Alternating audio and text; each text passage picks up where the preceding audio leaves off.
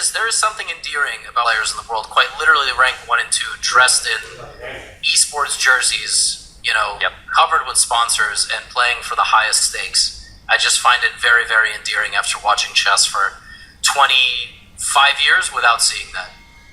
Yeah, it's come such a long way. I've been a fan of the esports space for a while, and to just see it like unify like this is pretty exciting as a fan and also a chess player myself. So very, very cool. Looking at this game here, we've said enough. It is a must-win, but Knight G5, is this tactical theme here?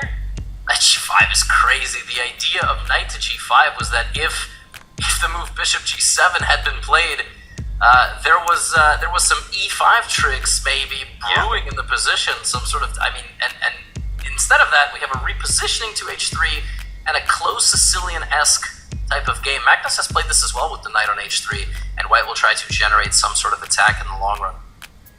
Yeah, it's interesting. I'm familiar with this idea that Hikaru did knight G5, knight H3, and then you kind of induce H6. You also get your knight out of the way. And amazingly, the knight can operate very decently from the F2 square. I feel like knights on F2 and F7 are some of my favorite pieces in chess. They're always like covering squares you don't expect them to, and in true Hikaru Nakamura style, you need to win. How about G4 and a massive kingside attack? This is definitely playing for the fans, playing for the result here. I like it. Absolutely.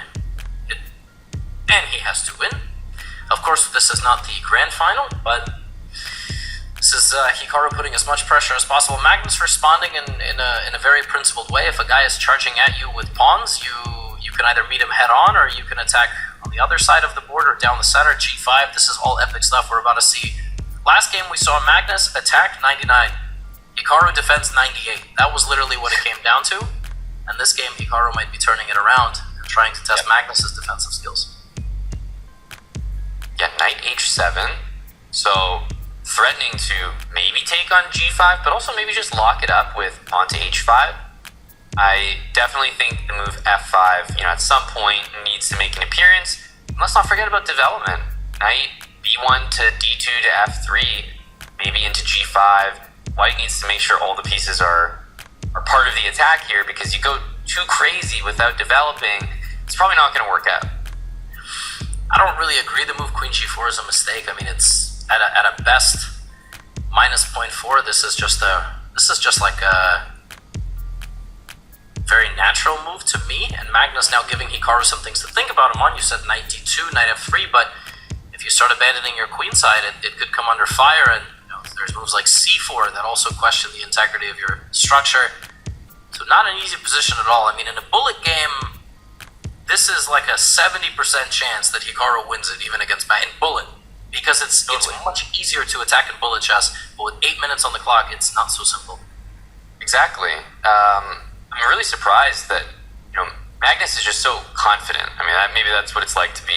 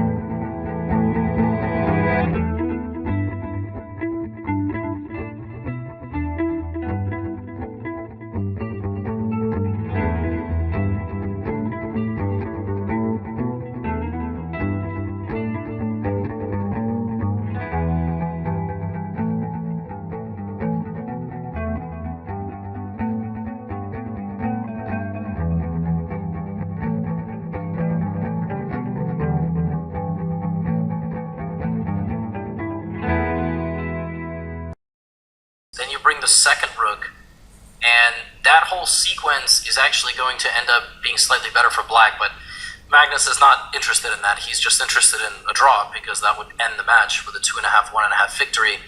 So, yeah, queen h5 is the only way, because you need to keep this knight protected. But I'd be worried if I'm Hikaru. I mean, this bishop is coming back very quickly, and if the pawn on d3 falls, everything is falling. Right. Let's pay attention here. Queen h5, yeah, definitely the safer move, more standard for sure. Everything looked like it was falling apart there with the sacrifice. I wish the bishop on a6 was a participant, right? If you could only just get that piece into the game, everything would be different, and I'm sure white feels the same about the knight on b3, right?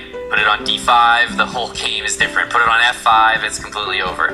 So, both of these strong players missing strong piece. Wow, Magnus is still going for it. He absolutely did not need to do that. What has he missed? He has missed rook f3. Rook f3 is not only a defensive move against the attack on the knight, it's winning for white. So rook f3, queen e2, kind of pinning the rook to the queen. I guess there you can just go rook g1 or something. Yeah, just rook g1 and the knight comes back and black does not have enough attacking pieces. Is that glass from Magnus really big? Like, it's such a massive water glass. Yeah, I just took a drink and I was like, what's going on here? Oh my goodness, he missed rook g3! Rook g3, he's forced Hikaru into finding a queen sacrifice checkmate him on. Wait, what? Magnus played this. Hikaru is like, he thinks he's lost. He's behaving like he's lost. He doesn't see rook g3 yet. Magnus played it like it was winning. This is such a crazy... He resigned! He resigned. He's gonna look at the game review now. Oh my goodness, he resigned in a winning position. And it smiles all around. It's just the most insane result in chess. The two best players in the world, neither one of them saw the best move. Levy, this is insane.